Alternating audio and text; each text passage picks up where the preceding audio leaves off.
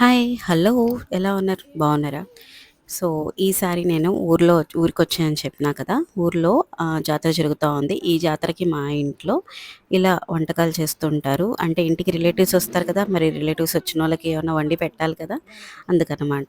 ఎట్లా అయితే మనం పెద్ద పండక్కి అన్నీ చేసుకుంటామో, ఈ జాతరకు కూడా మా ఇంట్లో ఇట్లా అన్నీ చేస్తుంటారు. ఇక్కడొచ్చేసరికి అమ్మమ్మ వీటినేమంటారు? అసలు ఇది ఉంటుందని కూడా నాకు తెలీదు ఈ వంటకము.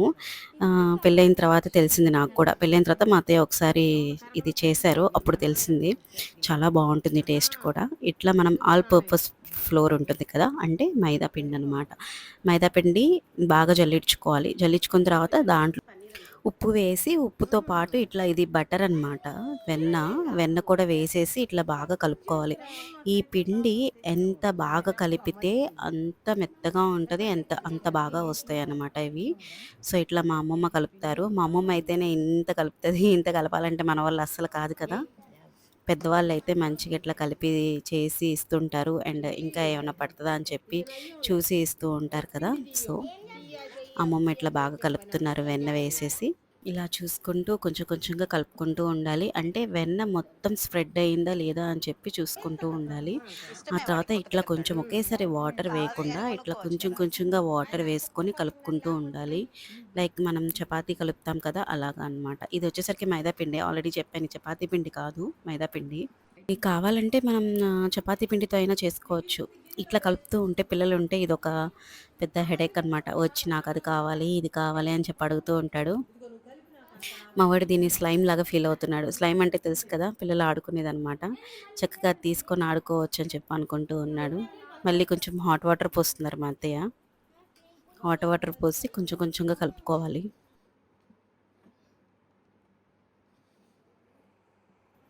ఇలా బటర్ అంతా పట్టాలనమాట దానికి. ఇట్లా ఎంత పిండి కలిపి ఇది బాగా కలపాలి. కనీసం ఒక హాఫ్ అన్ అవర్ అన్నా ఇట్లా కలుపుతూ ఉండాలి. ఇట్లా కొంచెం నేను తీసుకొని ఇంక నేను కలుపుతున్నాను.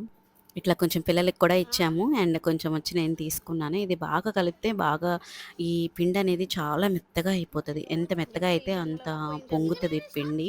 దాంట్లో బటరు అంతా పట్టి కొంచెం పిండి మెత్తగా ఉండి మనకి ఆయిల్‌లో ఎయగానే అలా బుసబుసలాడుతూ వచ్చేస్తదనమాట.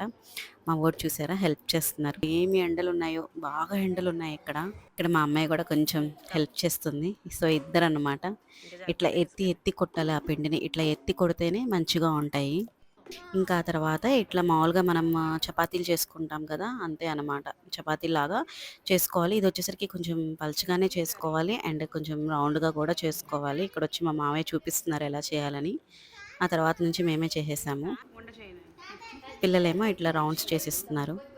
పిల్లలు రౌండ్స్ చేసిస్తున్నారు. మా మామయ్య చూపిచ్చారు ఎలా చేయాలి అనేది.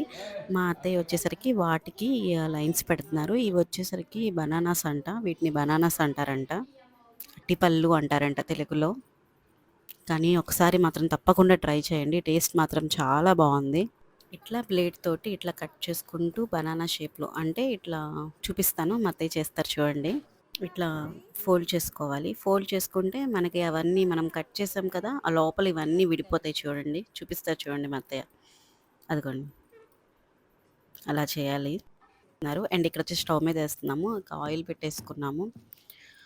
ఆయిల్‌లో వేసుకోవాలి. ఒక స్టవ్ మీద వచ్చేసరికి ఇట్లా బెల్లం పెట్టేసుకున్నాము. బెల్లంని కరిగించుకోవాలి.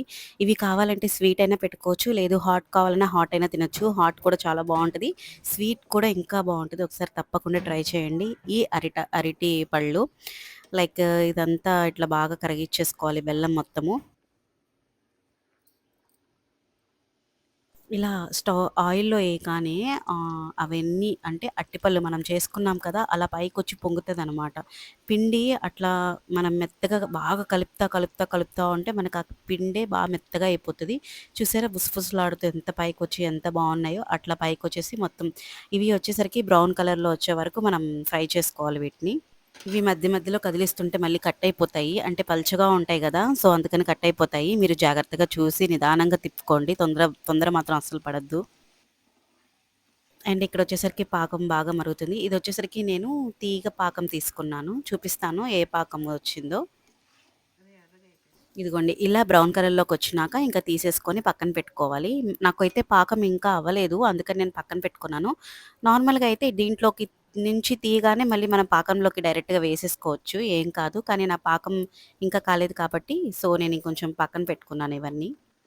చూసారా? పాకం లైట్‌గా వచ్చేసిందనిపించింది నాకు. అందుకే ఇంకా తీగ పాకం వచ్చేసరికి మనకి ఇట్లా పాకము పైకి ఇట్లా బబుల్స్ లాగా వస్తే చాలు బావుంటాయి. ఇదే మనకి గుర్తు. పాకం ఇట్లా బబుల్స్ బబుల్స్‌గా చిక్క పడుతున్నట్టు రావాలి. ఈ పాకం వేసుకుంటే ఇవి కొంచెం తినేటప్పుడు మనకు ఆ పాకం సాగుతూ దీంట్లోకి బాగా కలుస్తది పాకం కూడా. ఈ అట్టి పళ్ళకి కూడా. ఇంకంతే. దీంట్లోకి వేసుకొని ఇంక దించుకోవచ్చు. ఇది షుగర్‌కి కూడా మంచిదే కదా! షుగరున్నా కూడా బెల్లం తినొచ్చంటారు కదా! కాబట్టి అందరూ తినొచ్చు. ఇది మాత్రం టేస్ట్ మాత్రం చాలా బావుంటది. ఒకసారి మాత్రం ఇది మాత్రం తప్పకుండా ట్రై చేయండి. ఇంక దాంట్లోకి వేసేసుకొని, తీసేసుకొని ఇంక మనం సర్వ్ చేయడమే. ఇదొచ్చేసరికి కనీసం మేమొక 100 అంటే 100 పైన చేసాము మా అత్తయ్య, నేను కలిసి. మార్నింగ్ స్టార్ట్ చేస్తే ఈవినింగ్ అయింది మాకు ఇయి చేసేసరికి. అసలు నాకైతే చెమటలు పట్టేసాయి. బాగా చెమటలొచ్చేసాయి.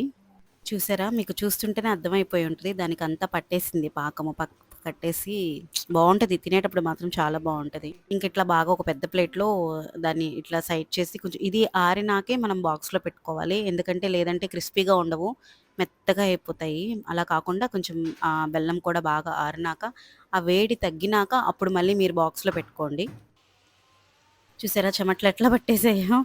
మామూలుగా లేదు. అసలిప్పుడే షవర్ బాత్ చేసినట్టుంది. ఇవొచ్చేసరికి టోటల్ 100 పైనే ఉన్నాయి. మొత్తం ఇవన్నీ నేను, మా అత్తయ్య కలిసి చేశాము. మీకు కనుక నా కుకింగ్ వీడియోస్, వ్లాగ్స్, నా డైలీ వ్లాగ్స్ అయన్నీ గాని నచ్చితే తప్పకుండా సబ్స్క్రైబ్ చేసుకోండి. ఓకేనా? బాయ్. Take care.